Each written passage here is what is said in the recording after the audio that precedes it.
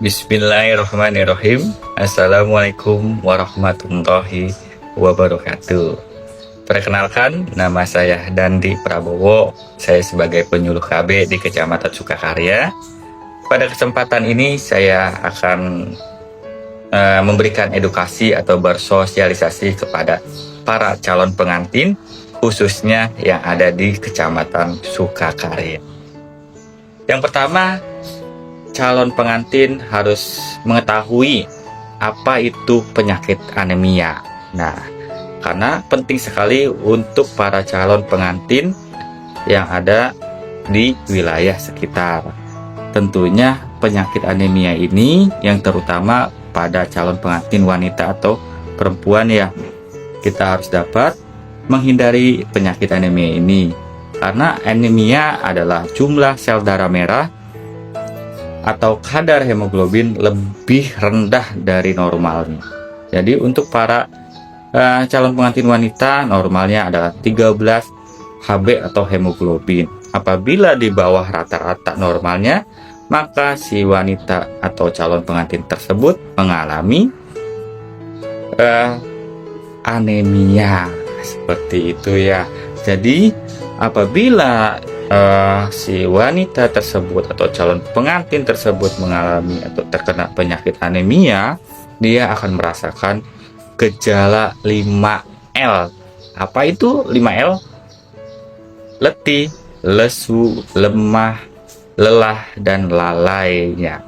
Terus akan sulit berkonsentrasi, kekurangan oksigen, sering sakit kepala, dan mengakibatkan terjadinya anak yang stunting nanti apabila dia hamil atau melahirkan ya, seperti itu. Jadi sangat ditakutkan sekali, sangat dikhawatirkan sekali kepada calon pengantin ini. Jadi yuk kita bersama-sama untuk mencegah penyakit anemia ya, seperti itu.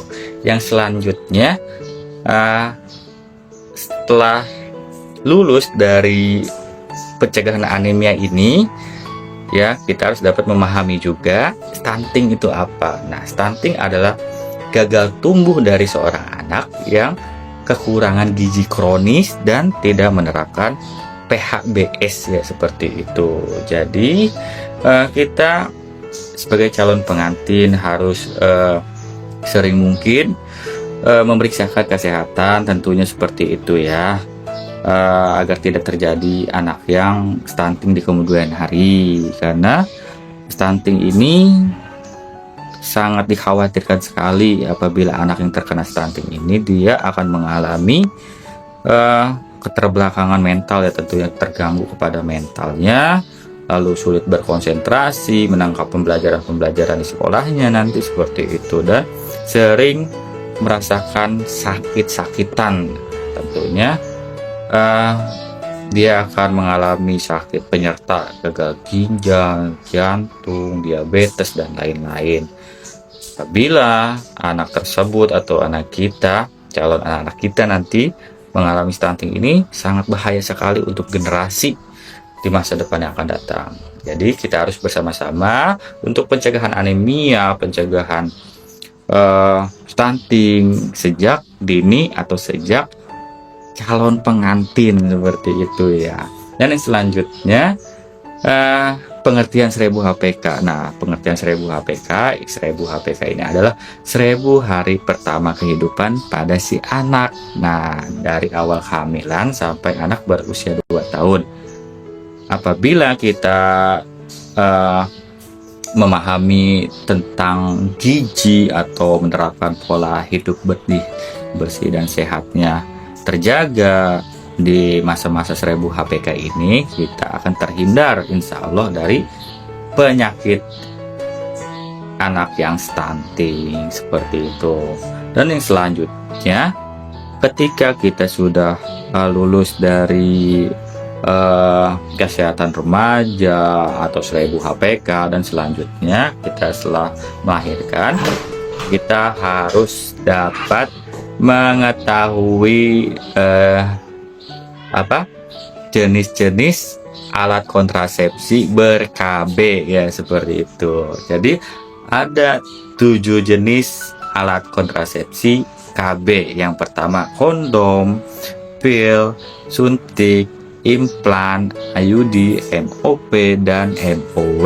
Nah, kita harus dapat memahami, meresapi tentang alat-alat kontrasepsi ber-KB setelah melahirkan agar kesehatan reproduksinya sehat bagi si ibu dan si anaknya juga sehat, seperti itu.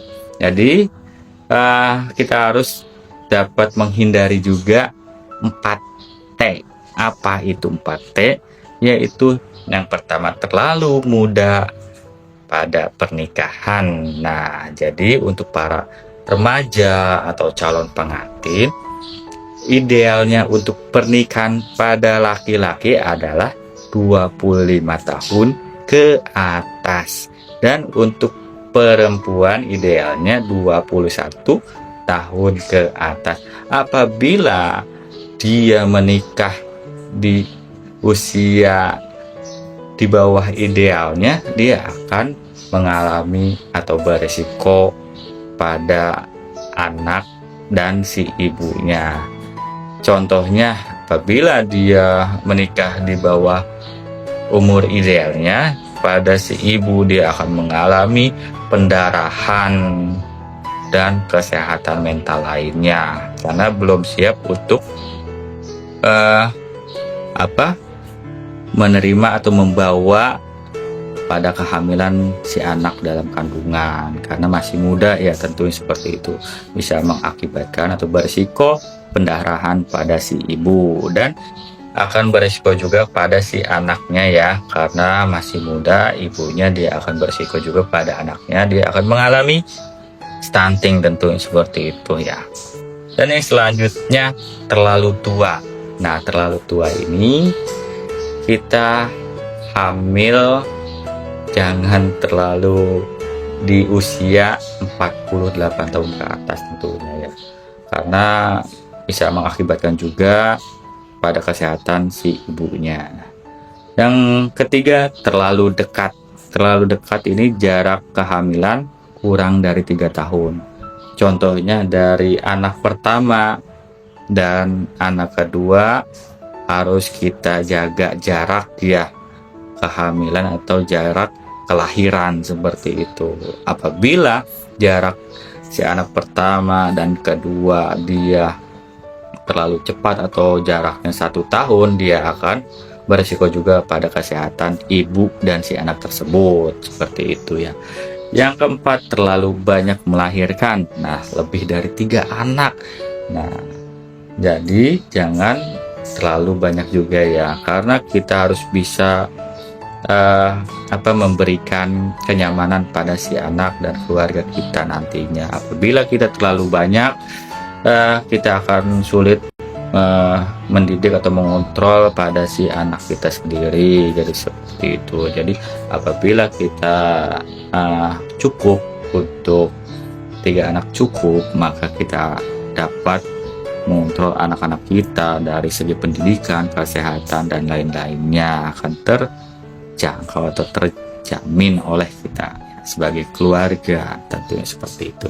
Jadi hanya itu saja yang bisa saya sampaikan. Mohon maaf bila ada salah penyampaian kata-kata.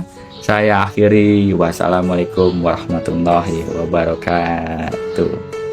Berencana itu keren.